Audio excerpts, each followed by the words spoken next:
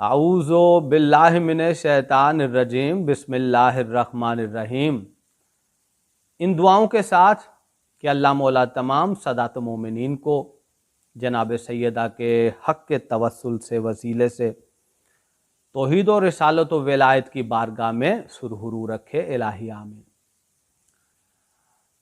چونکہ جشن کے دن ہیں،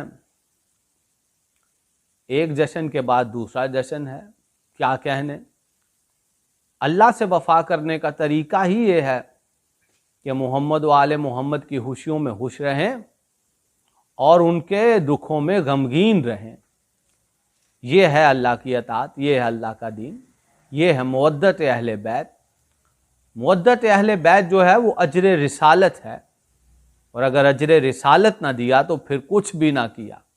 بہرحال کمی محسوس کی ہے میں نے، یہ نہیں کہ مبارکباد میں کمی ہے، ذکر میں کمی ہے، نہیں، ذکر ہو رہا ہے جناب زین العابدین صلوات اللہ علیہ کا، تہنیت ہے، مبارکباد ہے۔ وہ امام آ گیا کہ جو اللہ کی مجسم غیرت کی دلیل ہے۔ ایک بات میں کہہ دیتا ہوں حضور عالی، میں نے بھی سن رکھا ہے، یہ نہیں ہے کہ کوئی کسی نے جان بوجھ کر اس طرح سے جو ہے وہ کہا ہوگا یا اس نظریے سے کہا ہوگا۔ جناب سید الساجدین کو معاذ اللہ کوئی بیمار سمجھا ہوگا تو کہا ہوگا بیمار کربلا، نہیں، ایسی بات نہیں ہے، عشق میں ہی کہا ہوگا، مودت میں ہی کہا ہوگا۔ لیکن اب چونکہ 1443 ہجری ہے تو اب جو ہے وہ امامت و ولایت کے راز توحید و رسالت کے بعد اب آپ کے سامنے ولایت کے راز کھلتے جا رہے ہیں، معرفت بڑھتی جا رہی ہے۔ اب سوشل میڈیا جو ہے ایک ایسا پلیٹ فارم بن چکا ہے کہ جس پہ آپ جو ہیں دو طرح کی چیزیں کر سکتے ہیں۔ حق اور باطل کے ذیل میں دو طرح کی چیزیں ہیں، کیا ہے؟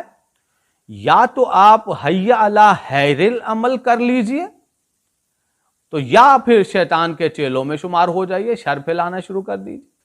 تو یا تو خیر کی بات ہے یا شر کی بات ہے، اور یاد رکھیے گا حق آ جائے تو باطل مر جاتا ہے، اور خیر کا ذکر آ جائے تو شر کا ذکر جو ہے وہ ملیا میٹ ہو جاتا ہے حضور علی۔